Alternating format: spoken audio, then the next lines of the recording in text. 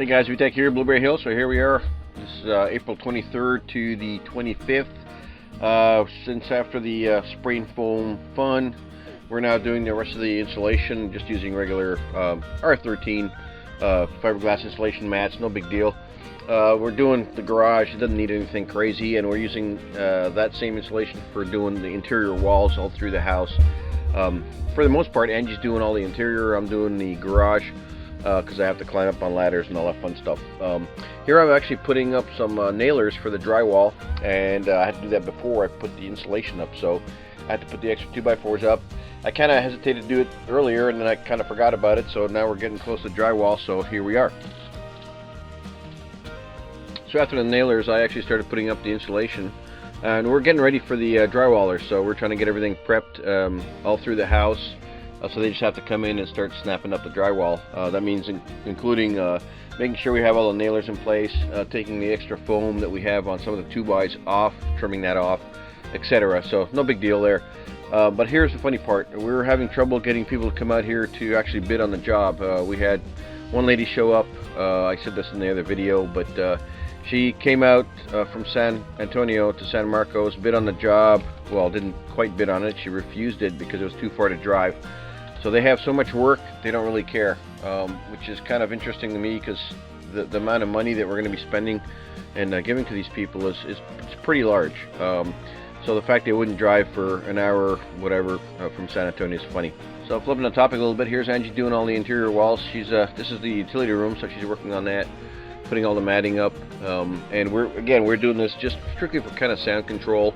There's going to be a washer right there where you see she just covered it up, but all the water stuff. But you know, we don't want to hear everything through the walls. The drywall's not that great in sound deadening. Apparently you can do double drywall to make it sound better, but that seems pretty expensive overall. But anyway, we're continuing on this. I'm doing the garage as Angie's doing this, and we're going to meet in the middle somewhere. So it's awesome to have the help, because prior to this I was doing a lot of the stuff that Angie couldn't do, you know, welding, grinding, all that fun stuff, and doing the heavy loads. So now she can partake in all the stuff we're doing, and she's doing pretty good. She's scraping off all the extra foam that I put all over the 2x. I got better at not spraying all the 2x further out through the house, but it still needs to be scraped off the 2x on the ceiling and the walls, so the drywall will go flat against the walls. So that's what she's doing right there. It's not a fun job. She's using a scraper.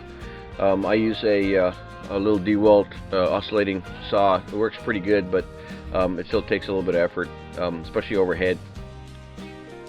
So as Angie did the inside, I was on in the garage. I actually closed the garage door, so I could insulate above it. And I used a ladder for this, so it wasn't the most efficient way to do it, but it worked pretty good. It wasn't that hard. And then the next day we actually throw up the scaffold and make it a lot easier, because you can put a lot more pieces up at the same time, and basically move around on the scaffold by just grabbing the 2x12s and hoisting yourself around. You'll see that in a second here. So yeah, here I am on the scaffold, so you can see the scaffold moving. We didn't lock the wheels down so that I could pull myself around on the joists. So when I had to move, I just grabbed the 2x and moved myself to different spots, and that helped out a lot. There you go. So there I am moving, and I didn't even put the safety stuff on, because actually I couldn't, because the height of the scaffold was too much for this side of the garage. But you know, made it a lot easier putting this stuff up. So here's Angie doing the insulation on the fireplace. I actually tuned into finishing up the fireplace. You'll see that in a minute. I had to put up some extra studding. We took off one little metal plate that was right above the opening of the fireplace, and that was just for cosmetic stuff. It's another, I think, a 6-inch high piece of metal. It was black. I took that off because what we want to do on the surround didn't require that. So here I'm doing the extra stud out on it, and then I'm going to actually do extra studding on the top part of the fireplace as well. And this is going to get a fairly good sized mantle, etc. So we'll see how that all goes. But anyway, that's something we had to finish out. So I moved the scaffold into the higher side of the garage, and I actually put the top safety gear on as well. And I did reset the platform so I could actually reach the ceiling a lot easier than putting a ladder up there. Although you can see a little little few stepping stool right there. But anyway, this wasn't too bad. It went pretty quick. I just moved myself around like you just saw. I just snapping it up there, stapling it, and moving on. Pretty straightforward. Easy job for most anybody. So here, just to comment on what we're actually insulating. So the attic space obviously goes into the garage, so we're insulating that. The bottom part of the container that's below that, we don't have to insulate that because it's insulated from the other side with spray foam. So we're just doing kind of like the attic insulation, so that we have a little bit of a more controlled environment. But aside from that, the containers that are in the garage, in the back here and on the right side, we don't need to do extra insulation because there's no need for it. So anyway, we finished all this up after this day, and we're almost there. Hi guys, you're back here at Blueberry Hill. So here I'm continuing the fiberglass insulation, matte insulation. I'm just going through everything that isn't spray foam. As you can see, this is a garage, so it's not a HVAC or controlled environment, so we don't have to do vapor barriers. They claim there's a hit and miss on that. They say they want it to breathe. Other people say you need a vapor barrier, but that might actually trap moisture behind the wall because it gets fairly warm in here. Who knows what happens with the way the air moves through the walls. But anyway, the spray foam is a vapor barrier. It's closed cell, and I'm doing the normal matting on everything else that's not covered. That includes the attic space. So the walls in the back are like 18 feet tall. And then I'm going to insulate the bulkhead here, which has the AC runs in it. And that should all be good. Hopefully we have enough. We thought we bought a few extras, so we'll see how that goes. The matting, that is. Anyway, it's raining really good. I might turn the camera around, and we finally got some rain. It's been kind of a dry spring. So it's been colder than anticipated, but now the rain's coming down. It's just a drizzle. Well, good rain, not the normal torrential downpours we see here. But that might be coming. The next 2 days is supposed to be like this, so we'll see. And let me pan the camera around. You'll see even Whiskey's getting freaked out by the rain. Hi, Whiskey. Say something. Hi. What are you doing? And there's the rain down there. So I'm taking my time putting up the matting. I'm using 1/2-inch staples that go on the paper ears, and that's about it. So 1/2-inch staples on everything. Angie was doing a lot of work on the inside. I was doing most of the garage, so I'll basically finish this up today.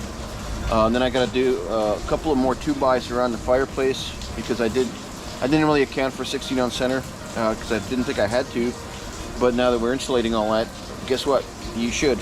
So they come 4 16 on center walls, the stuff we bought. Anyway, I'm going to switch back to the time lapse, and we'll go from there. So here I'm insulating where the AC ducts run from the main part of the house to the kitchen area. And sorry for the shaking. I have the camera on the actual scaffold, and when I move it, it kind of vibrates a little bit. But anyway, we're just we're pushing that against. You can see the 2x4s are flat against the wall there. They're not perpendicular to the wall like a typical stud-out wall, but no big deal. This is a 3.5-inch insulation thickness. You can kind of squish it. So the guys are going to do the drywall. They'll be able to do that. And here I'm actually pushing you can see me pushing the insulation from underneath and against that blue wall, which is a living room. So I'm just making sure that we don't have any air gaps against that container, so it's nice and tight. Again, we don't have to insulate that part of the containers because it's insulated from the other side for a closed cell. We just want to make sure the attic air doesn't get into the against the walls in here and let air pop in there.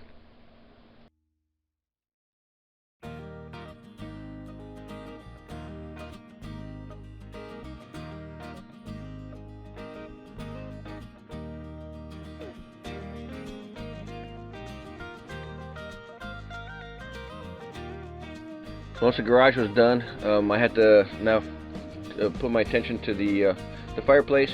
It actually just needed another stud against the corner of the fireplace on the top part, and then the insulation fit just fine. So I just installed that. I was waiting for Angie to give me some more stuff, and then now I put the insulation in, staple it, and I'm good to go. So I had to do that three different areas on the top part, and we were good to go on that.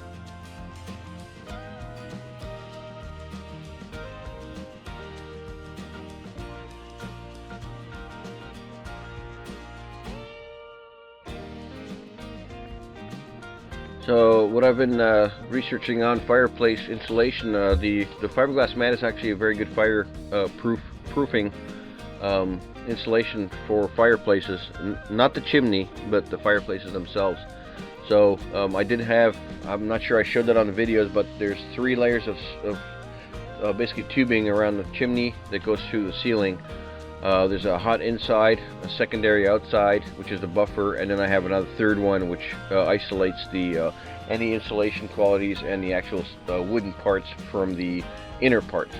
So that was the recommendation from the chimney guys, where we got the fireplace from. So it's probably a good 4 inches between the inside hot to the outside third metal piece, and that should protect us from any kind of issues with heat.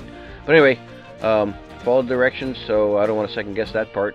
And here I'm finishing up the fireplace. I'm going to do the right side where I had the extra 2x. There you see the plastic that we use for not getting spray foam on the what we're calling the feature wall in the living room.